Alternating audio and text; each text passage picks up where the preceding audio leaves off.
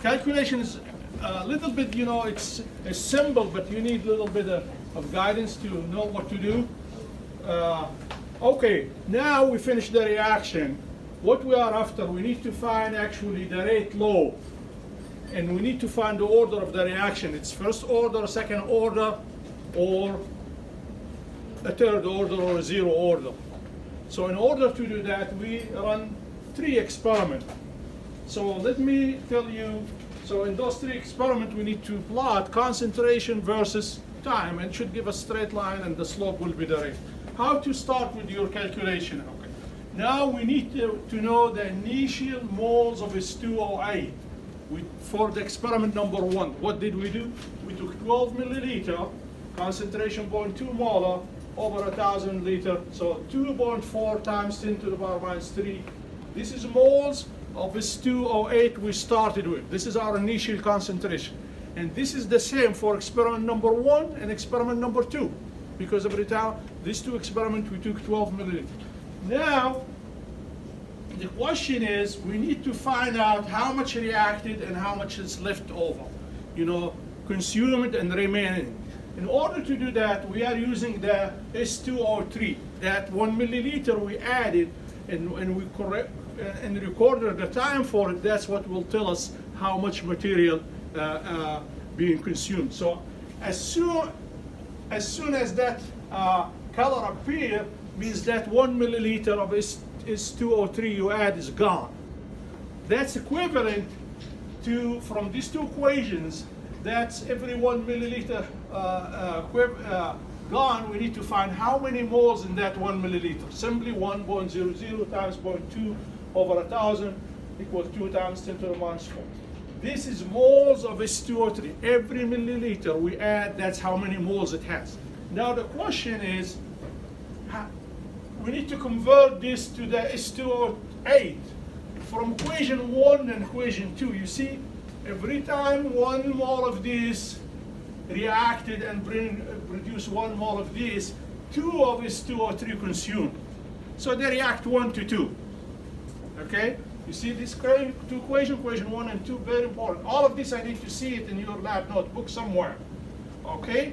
Now, so we will go ahead and convert the H2O3 to H2O8. Simply 1 mole of H2O8 equal or equivalent to 2 moles of H2O3, and then consumed moles of H2O8 will be 2 times 10 to the minus 4 moles of H2O3 multiplied by 1 divided by 2, they're going to react 1 to 2, and that will give us 1 mole times 10 to the power minus 4 moles in our first aliquot.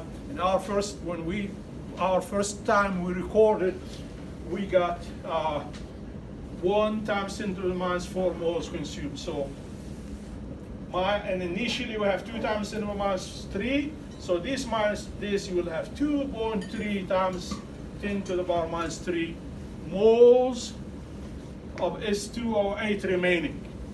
That's our first record. Now, we're doing the same thing for every step, or every second record, third record. The only difference will be, in the first one, we have 1 milliliter, 1 times 10 to the minus 4 moles consumed. In the second one, we have 2 records. The first one and another one in the top, so it will be 2. The third will be 3, the fourth will be 4, and the 5 will be the fifth, 5 more. 5 times 10 to the minus 4. You understand? So in other words, it's okay to look. If you look at your table here,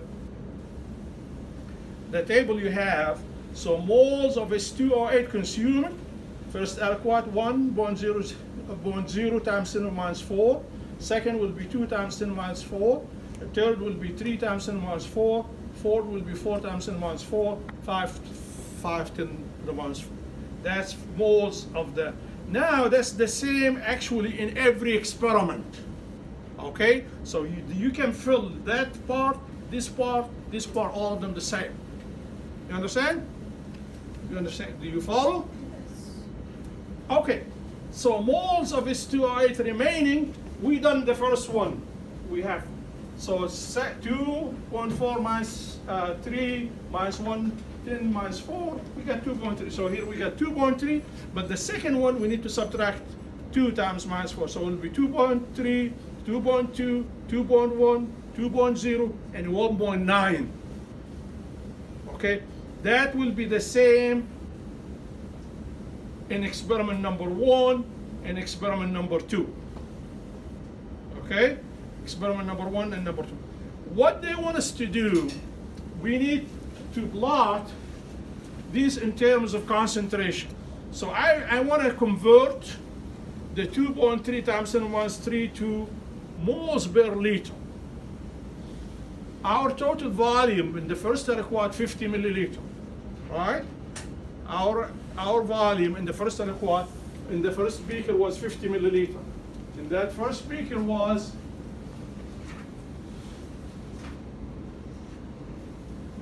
sorry, it's not a beaker. We didn't use a beaker. We use a flask. So I will flask here, and the first total should be 50.0 milliliter. So in order to convert this 2.3 to mole per liter, which is concentration of STO, you take 2.3 times 10 minus 3 divided by, looking for blue one, but that's okay, I'm gonna write it with this. Divided by divided by 50.0 milliliter, you convert this to a milliliter divided by 1,000, okay? And you will come up with 0.046. So the actually concentration will be 0.046, will be 0.043, will be 0.040, will be 0.038, 0.035. Now, listen to me, please. Pay attention. This is 50 milliliter for our first aliquot. Second aliquot will be 52 milliliter because we added 2 milliliter. The first one. Question, we wanted to throw out our first data set because we were surprised by the time. So when we do our initial, should we make the first one to be 52 milliliters and then go from there? No. You first one, or for you specifically, or what? Yeah, for me specifically, because the lab manual said we could toss out our first data set. You can, okay, you can, we can toss it. We have to draw, you have to try it first, you draw your graph and see it. Does it fit? If it doesn't fit, you can throw it away. Okay, so your first one should have only 50 milliliter. Second one should be 51. Third one will be 52. The fourth one 53, and the fifth one 54. How many milliliter we have? You divide by them. So that will give you, that's how we come up with those, with this number 0.046, number 1, number 2, 0.43, number 3, 0.40, number 4, 0.38, and number 5 will be 0.035. Yeah, if the numbers, you know, and please convert your time to seconds. So all you have to do, actually, I'm giving you everything here. All you have to do is, because we all did the same thing, was just your time. Just you have to convert that time to second. Okay? You see those numbers here? That's what you need to. Now, once we got this, now our third experiment, because the concentration is different, we doubled the concentration of S2. So our initial for the third experiment will be 4.8. All right? 4.8 times 10 minus 3. Up to here, everybody clear? Okay? Now, once you get your data, I'm going to clean up this part here.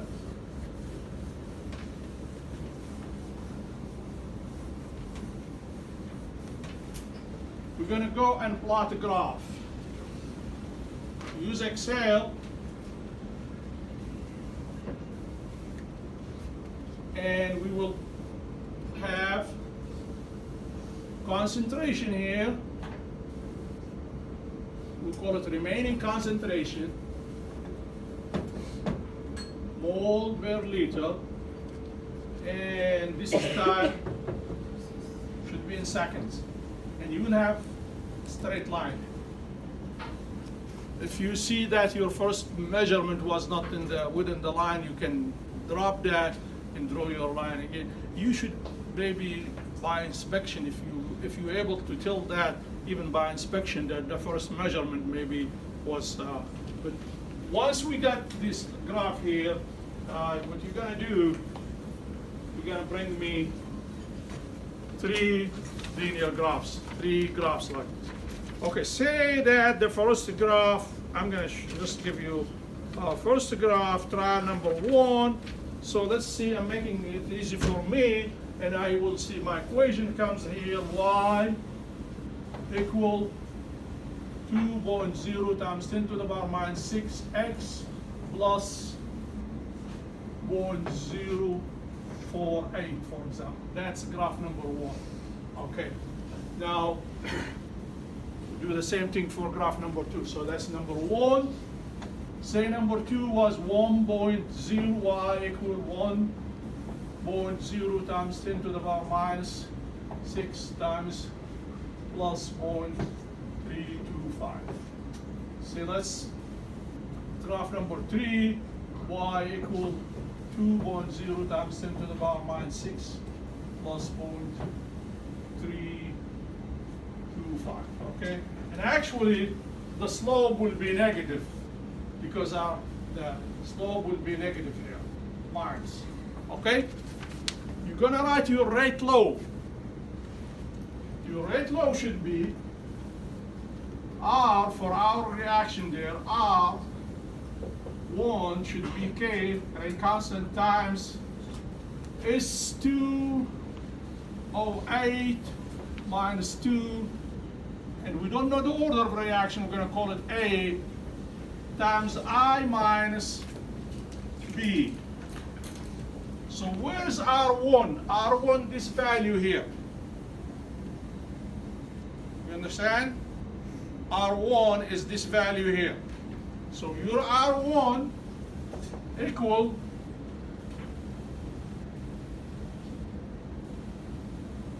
and actually when you go and you find actually the rate will be positive because actually R1 will be minus delta is 208 over delta T. So this is minus and that's minus, R will be positive now. So your R will be 2.0 times 10 to the minus 6 R1. Now S208, we need to find that value. I'm going to give you those value too.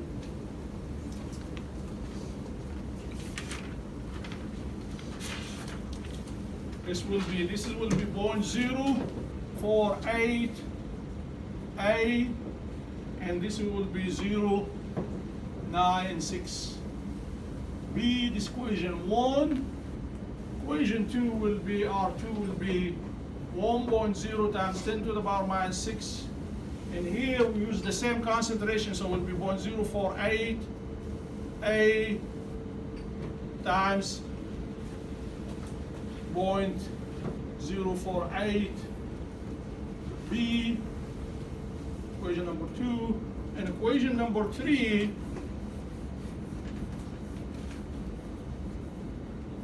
R3 will be this value here, 2.0 also times 10 to the minus 6 equal times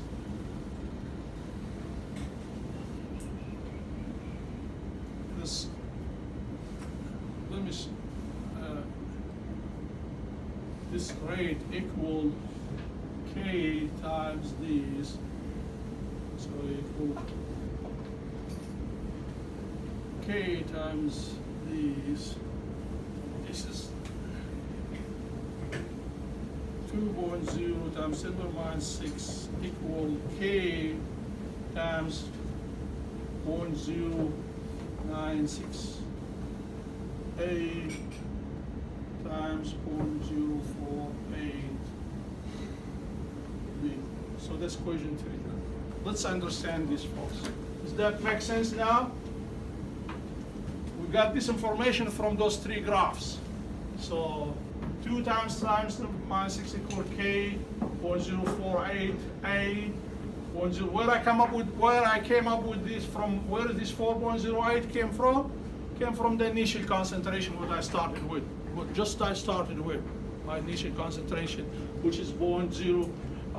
Because this is not the remaining, this is the actual concentration, because simply this is 2. This number came from that 2.4 times 10 to the power minus 3 divided by 50 milliliter over 1,000 give you this one. This is the iodine. Iodine was double. We started with 24 times, it would be 4.8 divided by 50 to give you this number. So this actually, guys, this is number you can go and use straight for your all thing you need to do. This value here, they are not a true value. This is not a true value. I just picked them so they help me in my calculation. But everything else, that's what I should see in your notebook. This, and or your lab report. The whole thing we are after right now, we need to solve A and B. We need to find the value of A and B. And by now you should have covered that in your lecture very well. Look with me here. I want to actually, of course you cannot solve two variables at the same, we have to look which, if you look at 1 and 2, you will see that actually if you divide R1 over R2, see that if you divide R1, if R1 over R2 equal 2.0 times 10 to the minus 6 over 1.0 times 10 to the power minus 6. I'm making it a little bit simpler for me to do, but you might see not exactly those where they, maybe the number not even number. We'll have some fraction in it, then we'll do something different. Okay, equal K times 0.048 A times 0.0496 B over R2 K the same. The rate constant should not change on the experiment. The only thing, because it's K constant, the rate constant is a function of temperature. Temperature has not changed, K's rate constant is the same. Over 0.048 equal 0.048, a little bit confusing here. Let me clean. So K 0.048 A 0.048 B. Okay, you with me here? K over K will cancel. 0.048 A, 0.048 A will cancel. And 0.096 over 0.048, that will be 2 to the power B. And this will be 2. So actually, I have here, from this, I'll have 2 equal 2 to the power B. And in order this to equal this, B must equal 1. So B here is first order. Okay? That B is first order. I'll do the same thing that's for the iodine. I'll do the same thing, and then I will take R3 over R2, and we'll get the same thing. Now, you might not be able to get those numbers where they are equal, like, if you have a fraction, if it's actually, comes on 1.5. If R1 over R2 come 1.5, for example, then you will have R1 over, see if R1 over R2 came 1.5 equal, this is always going to be 2, because this over equal 2 B. In order to solve this, I hope you learn this in your, just take the logarithm of both sides and find this over this, then will be log 1 of 0.5 over 2. And as you know, first order, second order, you can round the number. If you got it 1.6 or 1.7, just take it to 2. Well, I'm fine with that. That's the whole calculation.